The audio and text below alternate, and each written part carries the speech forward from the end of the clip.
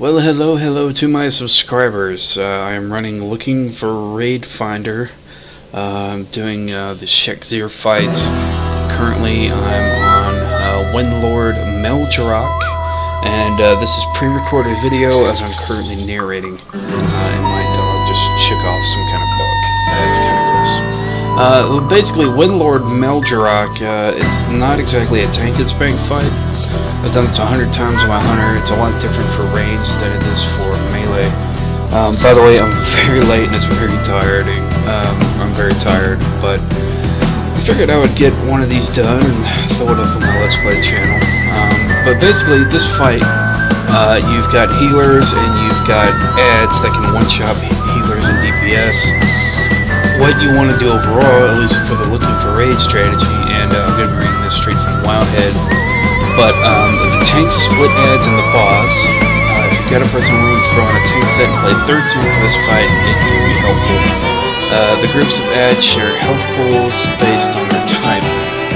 If you've got a good group, you can CC one of the menders until they're dead. If it's a well-behaved group, you can CC one of the blade masters as well.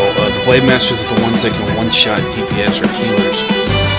You want to kill the menders first. Be sure to at least one interrupt is on each active mender, so if the spell Mending, which is a terribly creative name, is interrupted.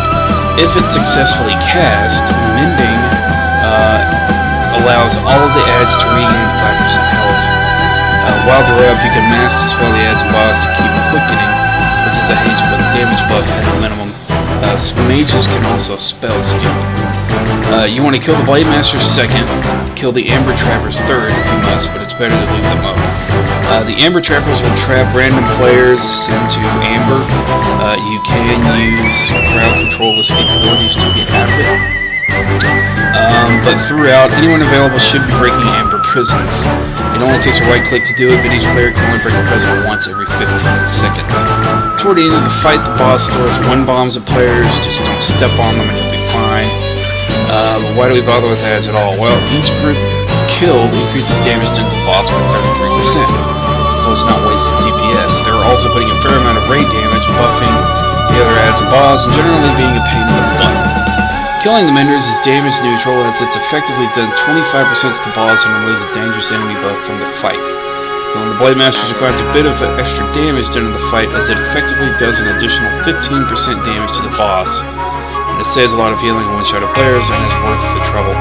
The Amber Trappers are only 10% effective boss damage, and their ability in Looking for Raid is more annoying than anything, so you're wasting time and effort killing them. Worse, the boss's damage is buffed by killing them, so it's best just to skip them. Why not just pull the mobs together on top of the boss and AoE them down while interrupting the menders? You can apparently do this, but it takes longer and more work than just ignoring the Amber Trappers. The menders will tend to be alive longer than they would otherwise. And you'll wind up having more stacks to click. That said, getting a Looking for Raid group to ignore mobs focus damage can be challenging at the best of times, so if you have to, just go for it.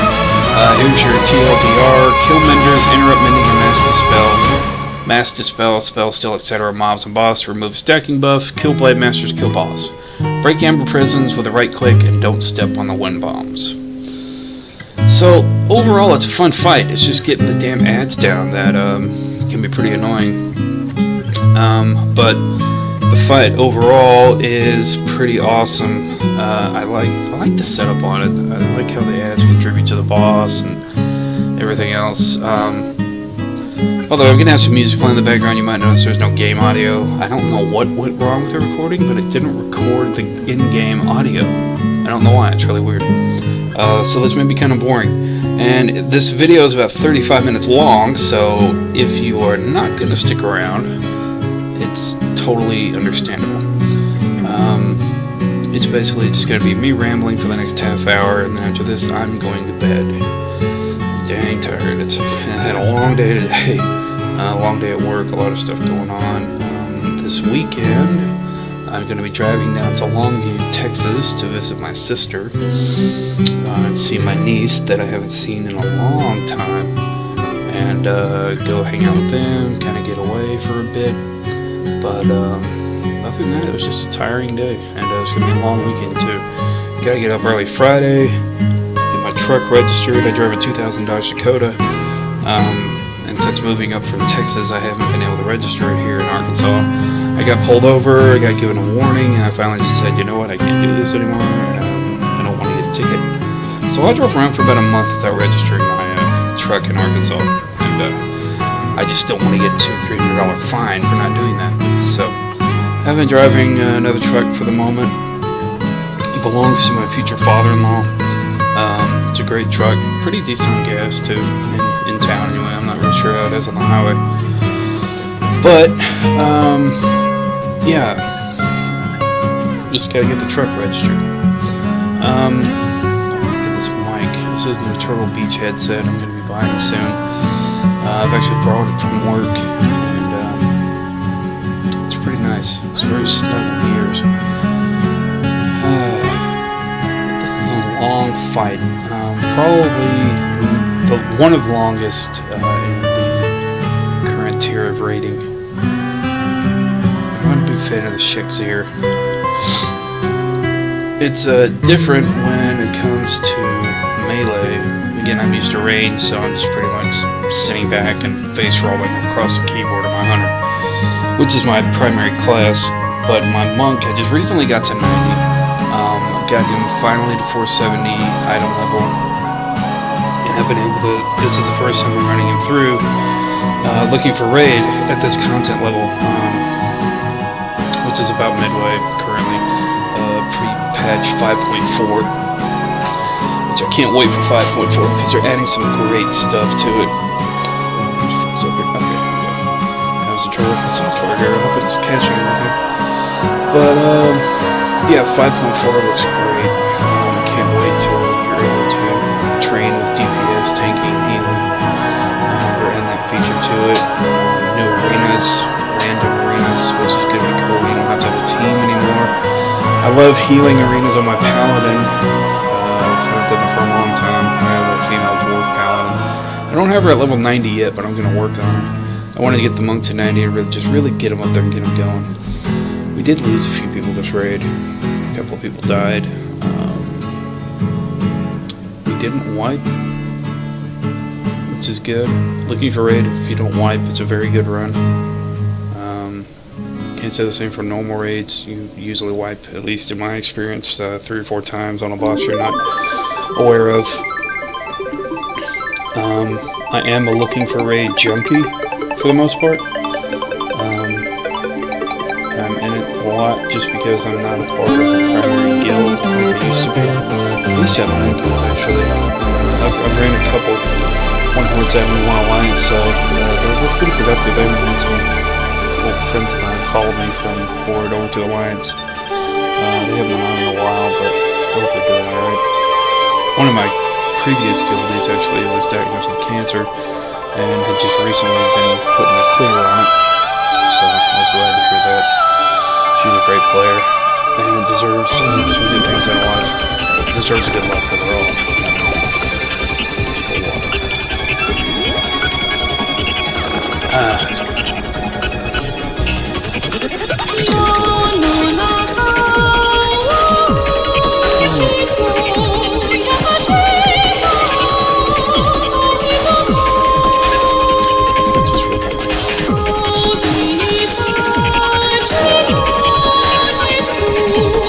Still watching. Probably bored. But no, I mean it's a weird fight. It takes forever to get this guy down, kill him. Getting there, he's about 20% left. Die, you son of a bitch. That's basically what I'm sitting here saying this whole fight. I was gonna record myself in this fight.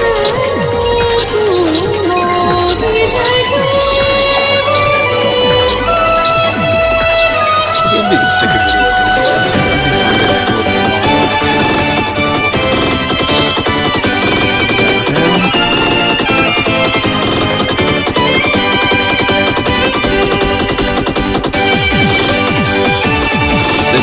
currently almost here.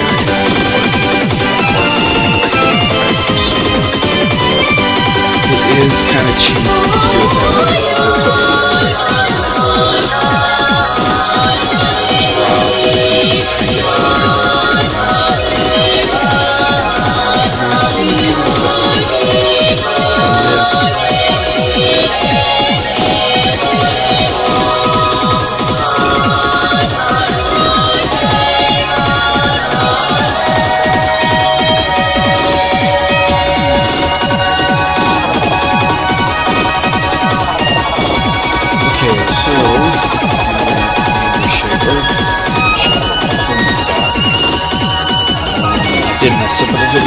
So let's kind of jump a little bit. But basically, the quick notes. DPS kill order is to transform players to the monstrosity to the living amber. Kite away from the players first, then back to the boss.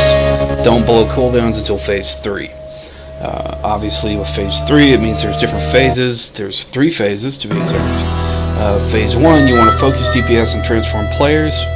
If you are transformed, you do have a new set of attack skills, but the priority is set to you to be free as soon as possible, so don't be sad if you don't use any.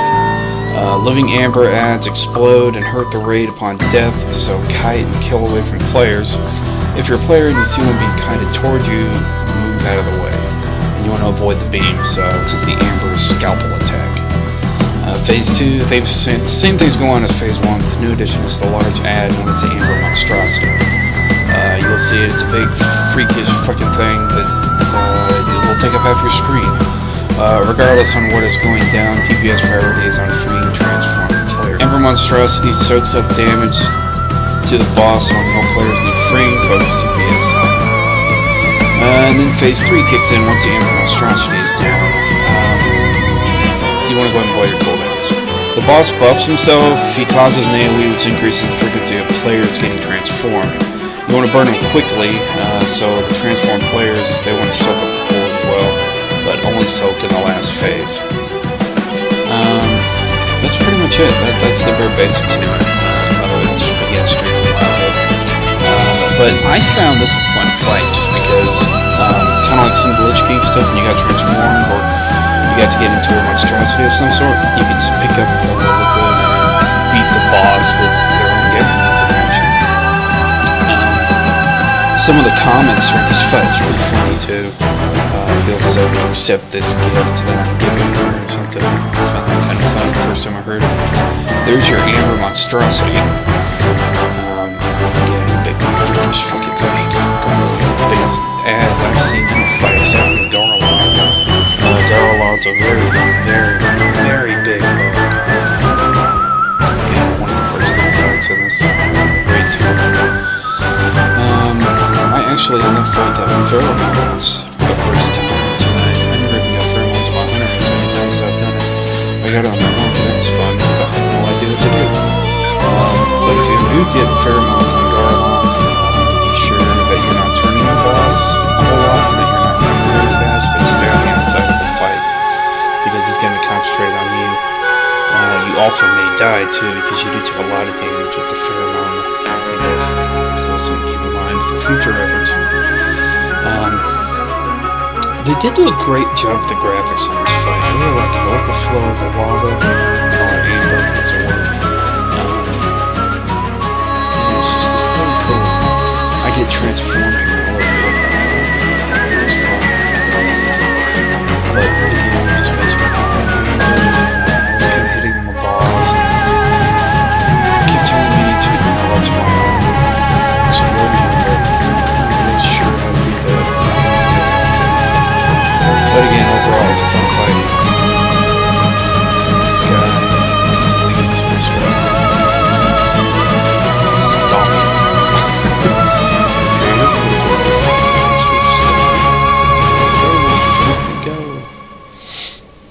But again, this was a fun fight. I really enjoyed it.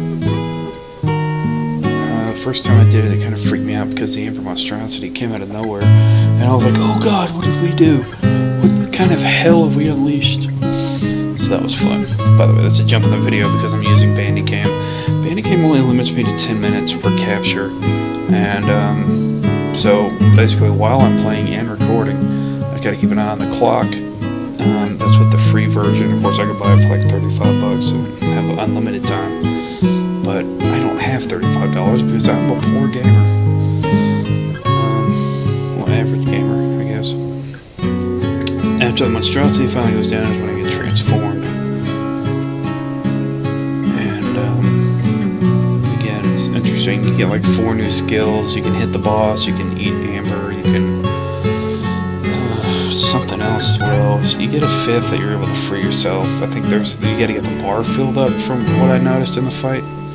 You get a bar across the screen, and as you eat amber, you can break free once it gets full. Or again, weakened players can just DPS you down, but if you do get transformed, odds are you are going to die, even at the end of the fight, especially if you're still transformed. But, keep seeing that shaman chain heal pop up and down. I love feeling with my shaman. God, I love my shaman. Ever since I started playing a shaman, it's just been great, terrific healing. Just the setup, the earth shield you get, the heal over time you can put on your main tank, and I just like what they're doing with it. On a personal note, I don't like what they're doing with hunters. The last couple of years, they took away volley, they took away Eyes of the Beast, and that pissed me off because I loved Eyes of the Beast. I was actually able to take with my pet to an extent. I've gone on and on about this in my vlog channel, but I miss it, and I miss volley, because volley was one of the best ways to get rogues out of hiding.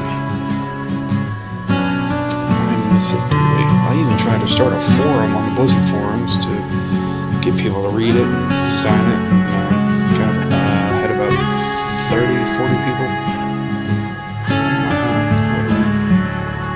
Anyway, there's the bar for the amber.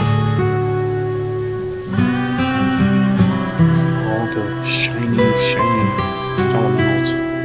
I find it funny that this expansion uses the word amber a lot, because my fiance's name is Amber.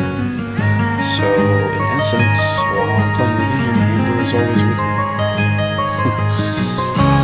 Or something. I tried to talk like Buck Cross earlier. Nothing turned out very well. It's just a shiny happy home. Maybe he can go over here, or over here. A little happy explosion. It's very funny. He's about to go down. Hitting on the balls right now. When he dies, if I remember right, I actually got some gloves. I think that's what I just got back. I think I got the gloves last fight. So now, we are on to the Grand Empress. Okay, I don't know what happened to the video here, but for some reason I lost a good chunk of this fight, so I apologize.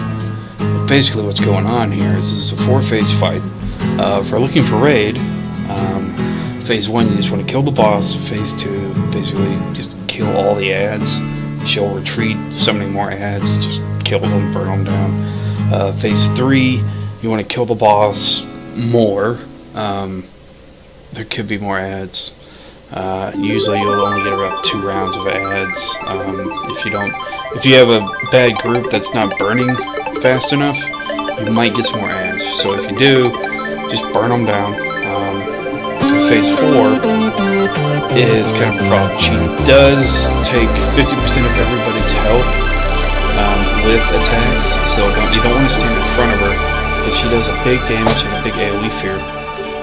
Healers need to keep people either in 40% health, if tanks a bit higher. Healing people up more than that just means that they'll be taking more damage. Healers won't have a whole lot of mana. This is when you use Bloodlust or Time Warp or, whatever the equipment was. I totally forgot what it was. Ancient Hysteria. And you want to pop that. You want to try to use as many personal heals as you can, and yeah, that's pretty much it. You also want to avoid these spinning vortexes, which look like giant phones just spinning. That's pretty much it. This whole phase, though, as you watch the dialogue between Grand Empress and the Shah, it sounds like he has this bitch wrapped around his finger. Like, she is loving the Shah for everything he's giving her. And just giving into it. It's kind of sick, to be honest. But it's kind of she's told me.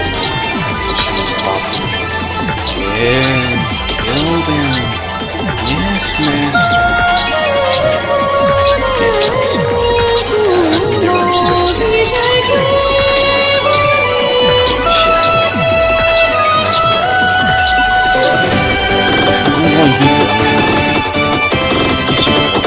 The dialogue. We've been here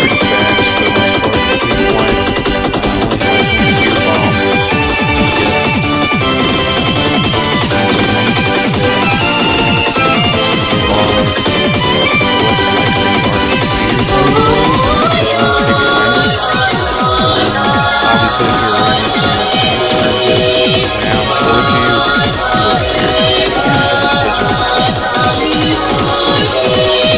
We're going to legendary class 1. Sigil Wisdom. We did run a couple today.